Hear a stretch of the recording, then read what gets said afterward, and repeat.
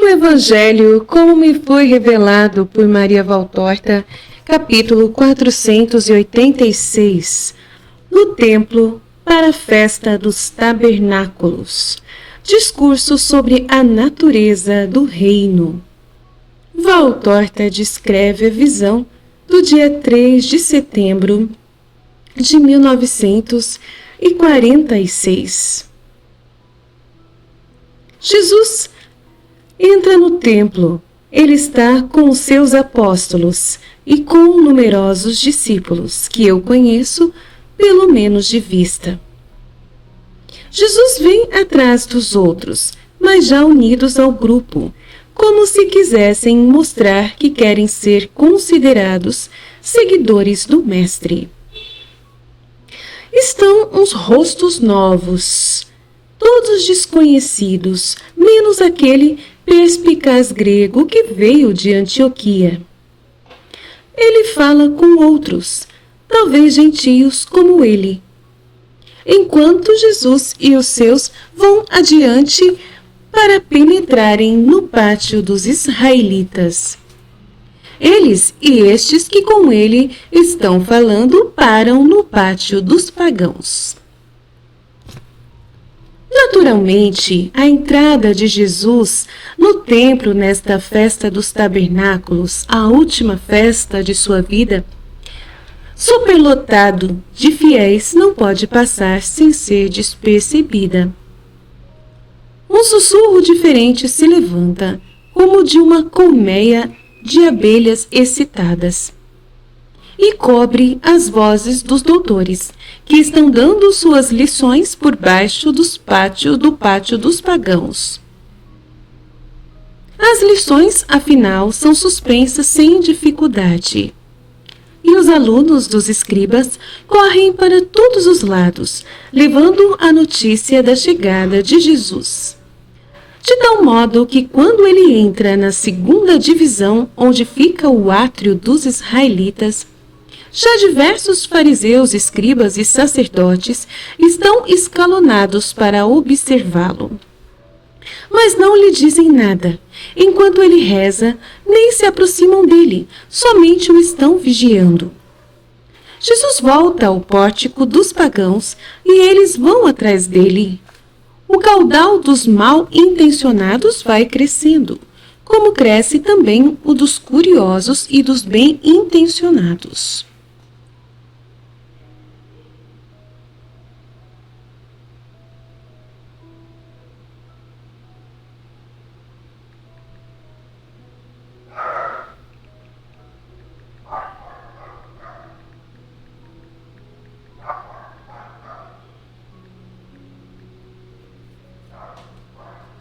Os sussurros em voz baixa perpassam pelo meio do povo. De vez em quando ouve-se alguma voz mais forte. Estás olhando se ele veio? Ele é um justo, e não podia faltar nesta festa. Ou então, que ele veio fazer? Extraviar ainda mais o povo? Ou ainda, estáis contentes agora? Agora estáis vendo onde ele está? Vós tendes perguntado tanto por ele? Ouvem-se também algumas vozes isoladas e logo amortecidas, sufocadas nas gargantas pelos olhares significativos de discípulos e de seguidores, que ameaçam com o seu próprio amor aos odientos inimigos. São as vozes irônicas, venenosas dos inimigos que lançam seus esguichos de veneno e depois se acalmam porque ficam com medo da multidão. O silêncio da multidão depois de alguma manifestação significativa em favor do Mestre é pelo medo das represálias dos poderosos. Assim, estamos no meio de medos recíprocos.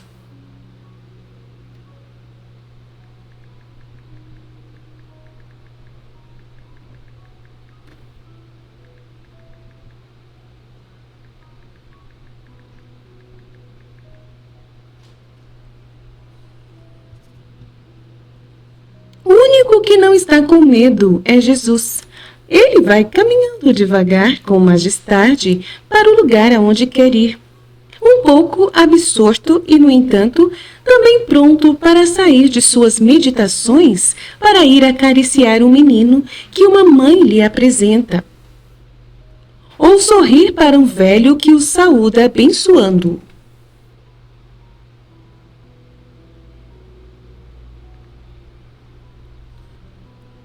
No pátio dos pagãos, posto de pé no meio de um grupo de alunos, está Gamaliel com os braços cruzados sobre o peito em sua veste muito alva e ampla, que parece ser ainda mais branca, ao ser posta em contraste com o grosso tapete vermelho escuro estendido sobre o piso no lugar em que se encontra Gamaliel. Este parece estar pensando, tendo a cabeça um tanto inclinada, e também parece não estar interessado com o que está acontecendo. Entre os seus discípulos, ao contrário, há muita agitação e grande curiosidade. Um deles, que é pequeno, sobe a um escabelo para ver melhor. Mas quando Jesus vai passando à altura de Gamaliel, o rabi levanta o rosto e seus olhos profundos sob a fronte de um pensador fixam-se por um instante no rosto pacato de Jesus. Um olhar perscrutador, torturante e torturado. Jesus o percebe e se vira. Olha para ele. Há dois relampejos, o dos olhos muito escuros e os dos olhos de safira que se cruzam. O de Jesus é aberto, se deixa perscrutar. O de Gamaliel é impenetrável, preocupado em conhecer, desejoso de rasgar o mistério da verdade, porque para ele o rabi da Galileia é um mistério. Ai, como eu gostaria de olhar esse olho de Jesus, né? Ele é um olho verdadeiro lá. Jesus é aberto, livre, se deixa perscrutar. Que lindo isso, né? E o olho do Gamaliel é impenetrável, preocupado em conhecer, desejoso de rasgar o mistério da verdade, porque para ele o rabi da Galileia é um mistério, mas farisaicamente cioso do seu próprio pensamento, de modo que se fecha qualquer pesquisa a não ser sobre Deus. Fica assim por um instante. Depois Jesus prossegue e o rabi Gamaliel torna a inclinar a cabeça sobre o peito, surdo a qualquer pergunta reta, ansiosa de alguns que estão ao redor dele ou traiçoeiro e odiento de outros. É ele, mestre? Que nos dizes dele? Dizem para ele, perguntam a ele. Bem, que achas? Quem é este homem? Né? Perguntam para Gamaliel. É ele, mestre? Que nos dizes dele? Eles dependem da opinião de Gamaliel, né? E Gamaliel é um coração fechado, infelizmente. Jesus vai para o lugar que escolheu, infelizmente ou felizmente, né? Porque, né? Vai saber. É um mistério. Porque, como se ele falasse, ele é sim o Messias, aí eles não iam matar Jesus, Jesus não ia morrer por nós, né? Então tem toda uma vontade divina aí, né? Jesus vai para o lugar que escolheu para si. Nele não há tapetes por baixo dos pés, nem no chão do pórtico. Jesus está simplesmente encostado a uma coluna de pé sobre o degrau mais alto, no fundo do pórtico. É um lugar sem nenhum destaque. Ao redor dele estão os apóstolos, os discípulos, os seus seguidores e os curiosos. Para além de Jesus estão os fariseus, os escribas, os sacerdotes e os rabis. Gamaliel não deixa o lugar onde está. Jesus põe-se a pregar pela 100ª vez sobre a vinda do reino de Deus e sobre a preparação desse reino. Eu poderia dizer que, amplificados em intensidade, ele repete os mesmos conceitos de que tratou quase naquele mesmo lugar 20 anos atrás. Ele fala da profecia de Daniel, do precursor predito pelos profetas, né? Ele lembra aquilo que foi falado quando ele era criança, com 12 anos no templo, né? 20 anos atrás. Ele fala da profecia de Daniel, do precursor predito pelos profetas, lembra a estrela dos magos e o morticínio dos inocentes, e tendo lançado essas premissas para mostrar os sinais da vinda do Cristo sobre a terra, cita, para confirmar a sua vinda, os sinais atuais que estão acompanhando ao Cristo que ensina. Como antes outros acompanhavam o advento do Cristo encarnado, isto é, lembra a contradição que o acompanha, a morte do precursor e os milagres que frequentemente acontecem, confirmando que Deus está com o seu Cristo. Ele não agride nunca aos seus antagonistas, parece nem mesmo os estar vendo. Fala para confirmar na fé os seus seguidores, para iluminar na verdade aqueles que sem culpa estão ainda na escuridão quanto à verdade. Uma voz áspera vem lá do outro lado da multidão. Como pode Deus? Lá ele pergunta. Quando pode Deus estar nos seus milagres, se eles são feitos em dia proibido? Ontem mesmo curaste um leproso na entrada de Betfagé. Jesus olha para o seu interlocutor e não responde. Continua a falar da libertação do domínio que oprime os homens e da instauração do reino de Cristo, eterno, invencível, glorioso e perfeito. E quando será isso? Diz escarnecendo um escriba. E acrescenta: nós estamos sabendo que te queres fazer rei, mas um rei da tua iguala seria a ruína de Israel? Onde estão os teus poderes de rei? Onde as tuas milícias? Onde os teus tesouros? Onde as alianças? Tu estás doido? E muitos iguais a ele balançam a cabeça rindo-se com escárnio. E um fariseu diz: não façais assim, desse modo nunca saberemos que é que ele entende por reino. Quais são as leis? Que manifestações esse reino terá? E que quereis? Por acaso o antigo reino de Israel foi de repente perfeito como nos tempos de Davi e de Salomão? Não vos lembrais daquelas incertezas e horas obscuras antes do resplendor real do rei perfeito? Para termos o primeiro rei foi necessário antes formar o homem de Deus, que o ungisse, e para isso tirar a esterilidade de Ana de Eucana e inspirar-lhe a ideia de oferecer o fruto do seu seio. Medita no cântico de Ana, ele é uma lição para a nossa dureza e cegueira. Ninguém é santo como o Senhor. Não queirais multiplicar, gabando-vos as palavras cheias de soberba. O Senhor faz morrer e viver, ele eleva o pobre, ele torna seguros os passos de seus santos e os ímpios se calarão.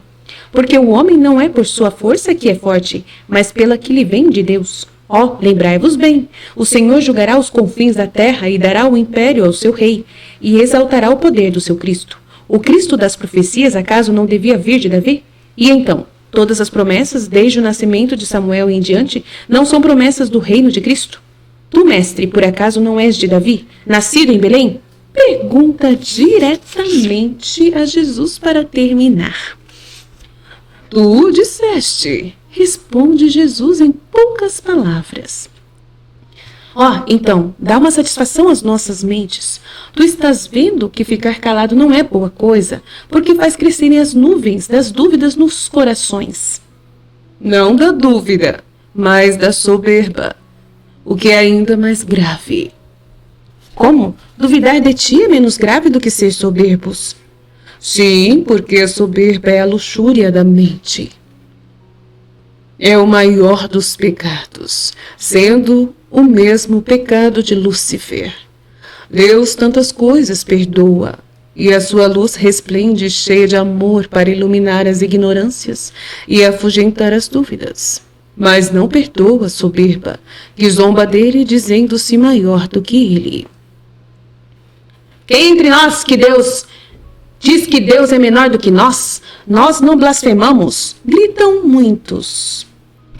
Vós não o dizeis com os lábios, mas o confirmais com os vossos atos. Vós quereis dizer a Deus, não é possível que o Cristo seja um galileu, um homem do povo. Não é possível que seja esse homem aí. O que é impossível para Deus? A voz de Jesus parece um trovão. Se antes ele estava um pouco reservado em sua aparência, apoiado a uma coluna como um mendigo, agora ele se endireita, afasta-se da pilastra, ergue majestosamente a cabeça acima do pescoço e fita a multidão com seus olhos fulgurantes. Ele está ainda sobre o degrau, mas é como se estivesse no alto de um trono. De tão régia que está sua aparência. As pessoas se afastam, como que amedrontadas, e ninguém responde à última pergunta. Depois um rabi baixinho, cheio de rugas, de uma aparência feia, como deve ser a de sua alma, pergunta, dando antes uma risadinha sem graça e com a voz meio rouca. A luxúria se pratica entre duas pessoas. E a mente, com quem é que pratica? A mente não é corpórea? Como é? Então, que ela pode pecar por luxúria, sendo ela incorpórea? O que é? A que é ela e se une para pecar? A quem, né? Com que ela se une para pecar? E se ri depois de ter arrastado as palavras e continuado na risadinha. Então ele fala assim: a luxúria se pratica entre duas pessoas. E a mente, com quem é que pratica? A mente não é corpórea. Como é então que a mente pode pecar com alguém, né? Com a luxúria, por luxúria, sendo ela incorpórea? A que é que ela se une? Aqui que ela se une para pecar? Que a luxúria sempre é dois. E se ri depois de ter arrastado as palavras e continuado na sua risadinha. Aí Jesus responde: com quem? Com Satanás. Peca com Satanás. A mente do soberbo comete fornicação com Satanás, contra Deus e contra o amor. A mente do soberbo se une com Satanás para fornicar contra Deus e contra o amor. Lúcifer, então, com quem fornicou para tornar-se o Satanás, se ainda não era Satanás? Consigo mesmo. Lúcifer fornicou consigo mesmo, com o seu próprio pensamento muito inteligente e desordenado, que é a luxúria, ó escriba. Mas eu já te disse, e quem é que não sabe o que é a luxúria? Todos nós a experimentamos. Misericórdia. Que vergonha. Escriba experimentou a luxúria. Tu não é, então, Rabi sábio, pois não sabes qual é a essência verdadeira deste pecado tão grave e universal, fruto triplo do mal. Assim como o Pai, o Filho e o Espírito Santo são a forma trina do amor, a luxúria é uma desordem, ó escriba. A desordem guiada por uma inteligência livre e consciente, que sabe que o seu apetite é um mal, mas assim mesmo quer saciá-lo e se une ao mal. A luxúria é uma desordem e uma violência contra as leis naturais, contra a justiça e o amor para com Deus, para conosco mesmos e para com os nossos irmãos.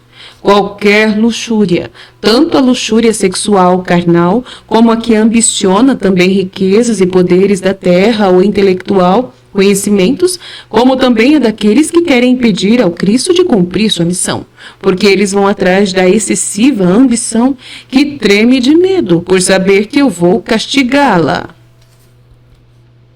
Um grande sussurro se espalha pelo meio da multidão. Gamaliel, que ficou sozinho sobre o seu tapete, levanta a cabeça e lança um olhar indagador sobre Jesus. Mas então, quando virá o reino de Deus? Tu não respondeste? Volta a falar aquele fariseu de antes. Quando o Cristo estiver no trono que Israel lhe está preparando, mais alto do que qualquer outro trono, é a cruz. Mais alto até do que este templo. Mas onde é que está sendo preparado, se nenhum sinal de preparação se vê? Será possível mesmo? Será verdade que Roma vai deixar que Israel ressurja? As águias terão ficado cegas para não verem o que está sendo preparado? O reino de Deus não vem com pompa. Só o olho de Deus é que vê como ele se vai formando. Porque o olho de Deus vê o interior dos homens. Por isso não andeis procurando onde é que está esse reino, e onde é que ele está sendo preparado. E não creiais em quem diz: há uma conspiração em Bataneia, conjura-se nas cavernas do deserto de Engade, conjura-se nas praias do mar. O reino de Deus está aqui, em vós, dentro de vós, no vosso espírito que acolhe a lei vinda dos céus, como lei da verdadeira pátria, lei que, se for praticada em verdade e em justiça, formará os reinos, os cidadãos do reino de Deus. Para isso, antes de mim veio João, para preparar o caminho dos corações pelos quais haveria de penetrar nelas a minha doutrina. Com a penitência foram preparados os caminhos. Com o amor o reino surgirá e cairá a escravidão do pecado, que interdiz aos homens o reino dos céus. Mas realmente este homem é grande, e vós dizeis que ele é um carpinteiro. Diz em voz alta um que estava escutando atentamente. Os outros judeus, pelas vestes que usavam, talvez subornados pelos inimigos de Jesus, olham um para o outro surpresos e para os seus subornadores perguntando: Mas que foi que vós nos insinuastes? Quem pode dizer que este homem desencaminha o povo? E outros também dizem: Nós perguntamos a nós mesmos e a vós o seguinte: se é verdade que nenhum de vós o instruiu, como é que ele tem tão grande sabedoria? Onde foi que ele a aprendeu, se não estudou com nenhum mestre? E virando-se para Jesus diz: Dize-me uma coisa, onde foi que aprendeste essa tua doutrina? Jesus levanta o seu rosto inspirado e diz: em verdade, eu vos digo que esta minha doutrina não é minha, mas é daquele que me mandou ao meio de vocês. Em verdade, eu vos digo que não foi nenhum mestre que me ensinou, nem eu a encontrei em nenhum livro, e nem em nenhum rolo, nem em nenhum monumento de pedra. Em verdade, eu vos digo que eu me preparei para esta hora, ouvindo o vivente falar ao meu espírito. Agora chegou a hora de eu dar ao povo de Deus a palavra vinda dos céus. E eu faço, e o farei até o meu último suspiro. Depois que eu o tiver dado, as pedras que me ouvirem e que não se amolecerem conhecerão um temor de Deus mais forte do que aquele que Moisés sentiu no Sinai no temor, transmitindo uma verdade ou amaldiçoando as palavras da minha rejeitada doutrina. Se gravarão nas pedras. Então, eu faço, e o farei até meu último suspiro. Ele vai falar, vai dar ao povo a palavra vinda de Deus, e ele faz e fará até o último suspiro. Depois que eu tiver dado, terminado, as palavras que me ouvirem e que não se amolecerem conhecerão o medo de Deus, o temor de Deus mais forte do que aquele que Moisés sentiu lá no Sinai. E no temor, transmitindo uma verdade ou amaldiçoando as palavras da minha rejeitada doutrina, para quem é rejeitar a doutrina, e essa amaldiçoando gravarão nas pedras. E aquelas palavras não serão mais destruídas. O sinal delas permanecerá. Então vai ser destruído o templo, por causa da rejeição da doutrina de Cristo, vai ser destruído o templo. Ele tá fazendo profecia do templo no ano 70, que vai ser totalmente destruído. Como luz para quem o acolher bem, pelo menos naquele momento com amor. Como trevas completas para quem, nem mesmo naquela hora, compreender que foi a vontade de Deus que me mandou fundar o seu reino. No princípio da criação foi dito: faça-se a luz, e a luz apareceu sobre o caos. No princípio de minha vida foi dito: a boa vontade é a que faz a vontade de Deus, e não a combate. Agora, quem faz a vontade de Deus e não a combate, percebe que não me pode combater, porque percebe que a minha doutrina vem de Deus e não de mim mesmo. Por acaso estarei procurando a minha glória? Por acaso digo que sou o autor da lei da graça e da era do perdão? Não. Eu não tomo a glória que não é minha, mas dou a glória de Deus, autor de tudo que é bom. Mas minha glória é fazer o que o Pai quer que eu faça, porque isso lhe dá glória. Quem fala em seu favor para ser louvado procura sua própria glória, mas quem, podendo mesmo, sem procurá-la, receber glória dos homens, pelo que faz ou diz e a rejeita, dizendo: não é minha, nem por mim foi criada, mas ela procede da do Pai, como eu dele procedo, está na verdade, e nele não há injustiça, dando a cada um o que lhe pertence, sem nada reter daquilo que não é seu. Eu existo porque Deus quis. Jesus faz uma parada, corre o olhar por sobre a multidão, investiga as consciências, ele as lê e as pesa, depois abre a boca outra vez. Vós estáis calados. A metade de vocês está admirada e a outra metade está pensando: como podereis fazer-me calar? De quem são os 10 mandamentos? De onde é que eles vêm? Quem foi que vos deu? Moisés, grita a multidão. Não, foi o Altíssimo. Moisés é apenas um servo de Deus, foi quem vos trouxe, mas eles são de Deus. Vós que tendes as fórmulas, mas que não tendes fé. Estais dizendo em vossos corações: a Deus nós não vemos, nós não, nem os hebreus aos pés do Sinai. Não vos bastam para crerdes que Deus estava presente, nem os fulgores que incendiavam o monte enquanto Deus fulgurava, trovejando diante da presença de Moisés? Não vos bastam nem mesmo os fulgores e terremotos para crerdes que Deus está acima de vós, escrevendo o pacto eterno de salvação e de condenação? Uma epifania nova e tremenda vós havereis de ver, e logo do lado de dentro destes muros. Os esconderijos sagrados sairão das trevas, porque será iniciado o reino da luz, e o Santo dos Santos será exaltado à vista do mundo, não mais velado pela tríplice cortina. E não crereis ainda, que é então que será preciso para vos fazer crer? Que os fulgores da justiça caiam sobre vossas carnes, mas nesse tempo a justiça estará aplacada, e descerão os fulgores do amor. No entanto, nem eles escreverão em vossos corações, em todos os vossos corações a verdade, mas suscitarão o arrependimento e depois o amor. Os olhos de Gamaliel agora estão fitando, com o rosto atento, o rosto de Jesus. Mas Moisés, vós sabeis, que era um homem como os outros, e dele vos deixaram a descrição os cronistas do seu tempo. Pois bem, mesmo sabendo quem ele era, de quem foi e como foi que recebeu a lei, por acaso vós a observais? Não, nenhum de vós a observa. Ele fala que eles não observam a lei. Houve-se uma gritaria de protestos pelo meio da multidão. Jesus impõe silêncio. Estás dizendo que não é verdade?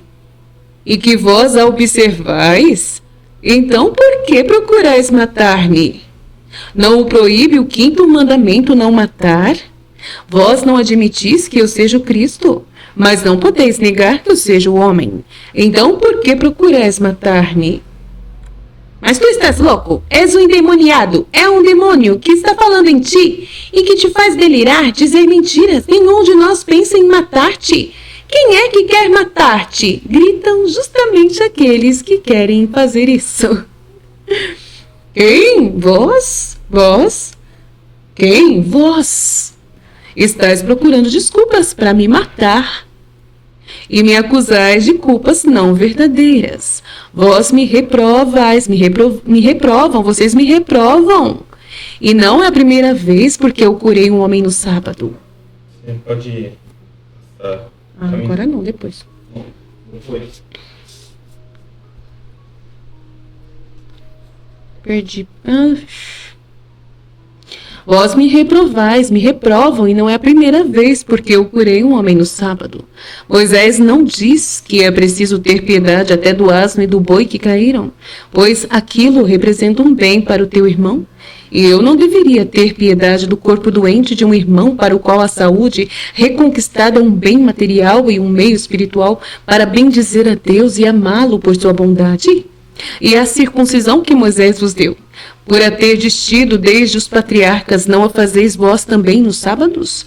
Se ao circuncidar um homem no sábado não fica violada a lei mosaica do sábado, porque ela serve para fazer um filho homem, um filho da lei. Por que é que vos indignais comigo, se no sábado eu curei um homem todo, no corpo e no espírito?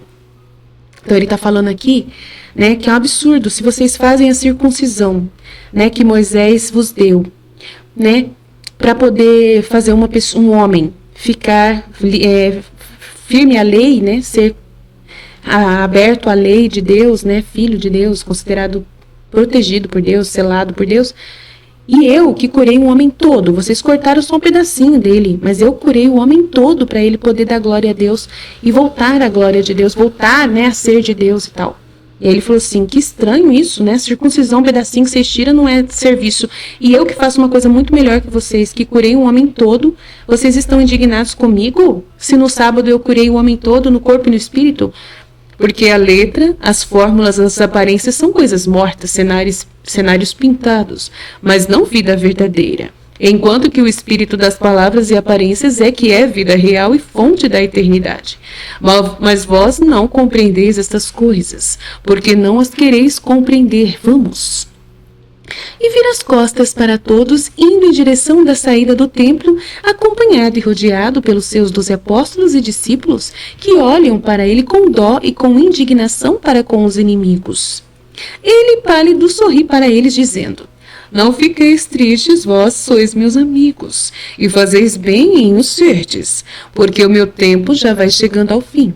Logo vai chegar o tempo em que desejareis ver um destes dias do Filho do Homem. E vocês vão lembrar, querer lembrar de estar comigo aqui. Mas não podereis ver. Então vos servirá de consolo poderdes dizer-vos uns aos outros: Nós o amamos e lhe fomos fiéis, enquanto ele esteve entre nós. E para se rirem de vós, e fazer que pareçais uns doidos, eles vos dirão: O Cristo voltou, ele está aqui, ele está ali. Não acrediteis nessas palavras. Não vades, não vos ponhais a seguir esses falsos escarnecedores. O Filho do Homem, depois de ter ido, nunca mais voltará, senão no seu grande dia do juízo final. Então o seu aparecimento será semelhante ao de um relâmpago, que fulgura e brilha de um lado do céu até o outro, e tão velozmente que vosso olhar nem poderá acompanhá-lo. Vós, e não somente vós, mas nenhum homem poderia seguir-me no meu aparecimento final, a fim de recolher a todos os que existiram, que existem e que existirão. Mas antes que isso aconteça, é necessário que o Filho do Homem sofra muito, sofra tudo, toda a dor da humanidade, além disso, seja rejeitado por esta geração. Mas assim sendo, meu Senhor, tu terás que sofrer todo o mal com que será capaz de golpear essa geração. Observa o pastor Matias. Não, eu disse, toda a dor da humanidade. Ela existia antes desta geração e existirá por gerações e gerações depois desta. E sempre pecará. O Filho do Homem provará todo o amargor dos pecados do passado, presente e futuro, até o último pecado em seu espírito, antes de ser o Redentor. Além de sua glória, sofrerá também em seu espírito de amor. Vós não podeis compreender por enquanto. Vamos agora para aquela casa, ela é minha amiga. Bate a uma porta que se abre, deixando-o entrar, sem que o porteiro mostre nenhum espanto por causa do número de pessoas que vão entrando atrás de Jesus. E assim termina essa visão incrível. Amém, Fiat.